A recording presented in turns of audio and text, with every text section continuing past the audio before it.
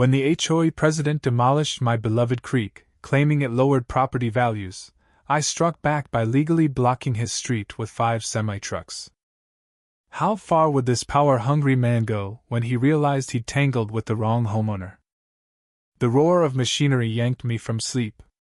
I bolted to my window, heart sinking as I saw workers in orange vests tearing up my cherished creek. Throwing on clothes, I raced outside, pulse pounding. "Stop! What are you doing?" I yelled, flailing my arms.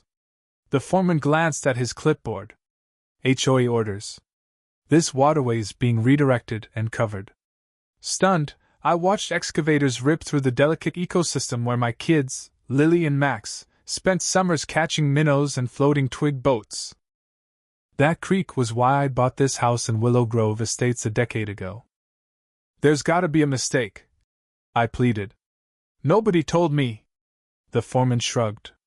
"Talk to Mr. Carlton. We're just following orders."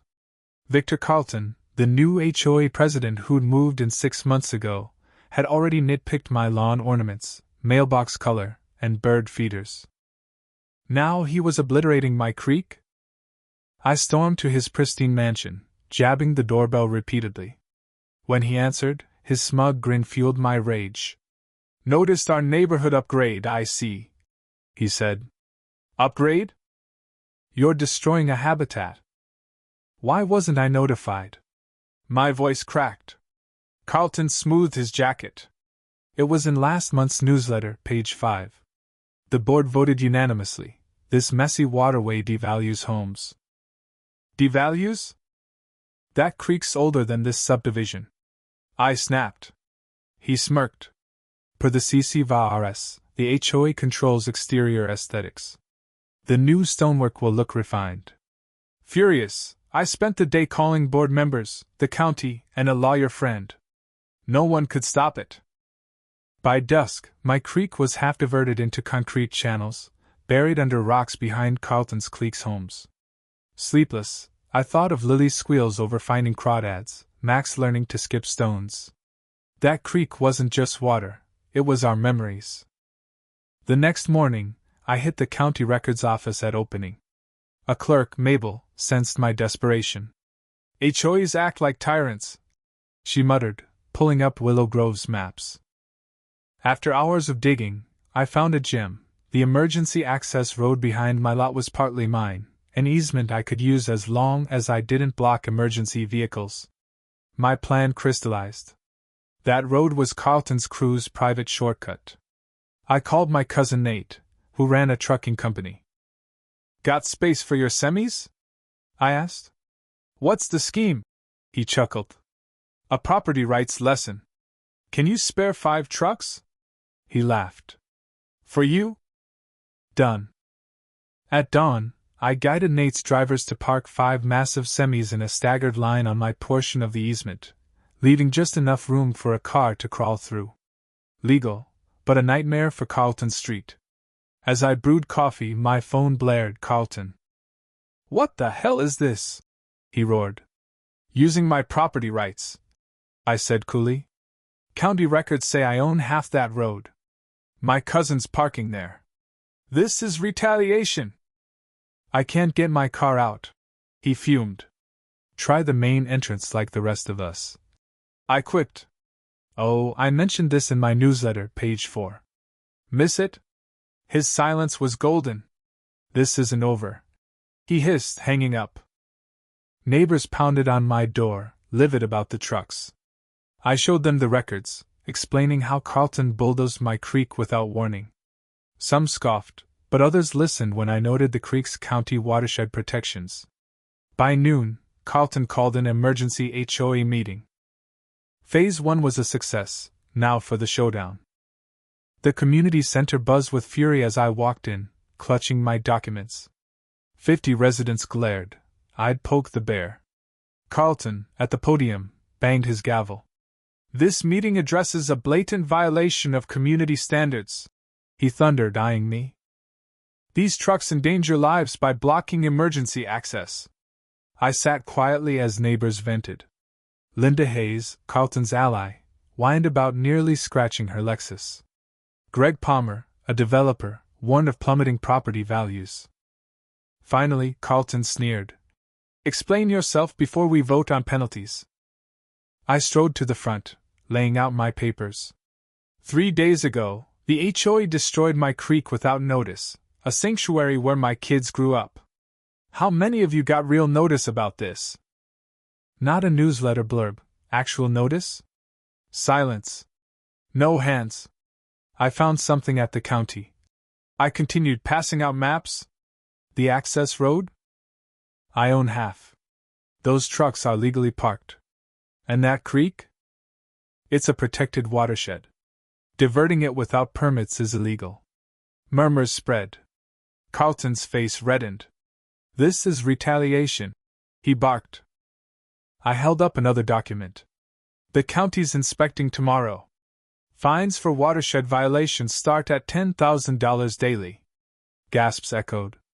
A voice cut through, Simon Reed, a reclusive environmentalist. He's right. I've tracked that creek's wildlife for years. The HOA broke 3 environmental laws. Carlton stammered. Why wasn't this raised? Simon shrugged. I sent a letter 6 months ago. You ignored it. The room shifted, neighbors whispered. Linda pushed. Those trucks are an eyesore. Vote to remove them. I countered. I'll move them when you commit to restoring my creek and notify homeowners directly of changes. Simon moved to form a creek restoration committee. To Carlton's horror, the vote passed. As the crowd dispersed, Carlton cornered me, voice low. You've made a dangerous enemy. I built this place. My connections run deep. Your creek won't be all that's buried. His threat chilled me. What had I unleashed? Days later, County Inspector Elena Torres arrived. Neighbors watched as her team tested the creek's rocky grave. Non-permeable fill violates the Clean Water Act, she said, snapping photos. Fines start at $25,000 daily, plus restoration costs. Simon brought maps showing that he creek fed a reservoir, a public water issue. Carlton stormed up, livid. You can't bring officials here without HOA approval. Elena didn't flinch. This isn't HOA land. We don't need permission. Carlton's charm faltered. A misunderstanding, fully approved. By whom? Elena shot back. No permits, no studies, nothing.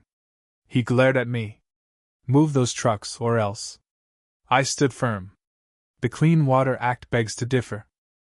Then, a bombshell, Nate texted that someone slashed all 80 truck tires. At the scene, Simon pointed to a security camera. Old Mrs. Clara, from the corner lot, shuffled up with her tablet. My doorbell cam caught it, she said. The footage was damning. Carlton, at 3 a.m., slashing tires with a knife. Police hauled him in. At the station, Officer Rees revealed more. Carlton was shredding HOA records when arrested. They found 2 sets of books, $400,000 funneled to CVAP Enterprises, owned by Carlton's cousin. Worse, Carlton had environmental studies proving the creek's protected status, yet ordered its destruction. Why? Simon found a map linking the creek to a 12-acre parcel eyed by Palmer Development, run by Greg Palmer's sister. Diverting the creek would enable condos on a floodplain. Carlton's wife, Vanessa, worked for Palmer.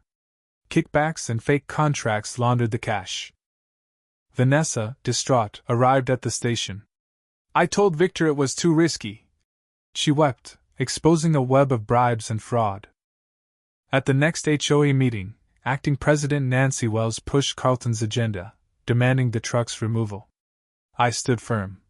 The creek's destruction was illegal. Simon revealed bylaws requiring 2/3 homeowner approval for such projects, never obtained. He rallied Sophia Chen, David Morse, and Mrs. Clara, whose water features were also targeted, to demand a board recall. The vote passed, but Nancy issued violation notices to us, threatening eviction. Someone was scared. Vanessa, now defecting, brought a USB drive to our strategy meeting. Emails and photos exposed Greg Palmer bribing board members with home upgrades to target creeks, enabling his floodplain project. Palmer's desperate, Vanessa warned. If you win the recall, he'll sue you all. We went public. Reporter Lisa Grant aired the story, sparking outrage. Neighbors rallied, and the county launched a probe. Greg Palmer confronted me, offering a lavish remodel to drop the fight. I refused. 20 neighbors, led by Simon, backed me. At a town hall, Vanessa exposed the scheme. Neighbors shared stories of bullied water features, booing Palmer out. Nancy and the board resigned, offering to testify. Election day was electric. Simon became president, I chaired the environmental committee, and Carlton was ousted. That night, my security cam caught him spray painting, "Traitor," on my garage. Police found dossiers on opponents in his car. He pleaded guilty to vandalism and harassment, was forced to sell his home, and leave. The trucks left, delivering creek restoration materials. Neighbors, even Linda, joined in. Vanessa, now Wilson, led environmental education. The creek flowed again, wildlife returned, and Palmer's project collapsed under fines. Community Creek Park opened, a model for watershed restoration. Simon grinned. Your trucks woke us up. Vanessa added. One stand can change everything. As I watched kids catch tadpoles, I felt peace. My prank with the trucks sparked a revolution, exposing corruption and uniting us. But was it worth the chaos? What do you think? Drop your thoughts in the comments. Did my truck stunt go too far, or was it justified? Share your take on pranks and disputes, and let's debate. Hit that like button and subscribe for more wild neighborhood sagas.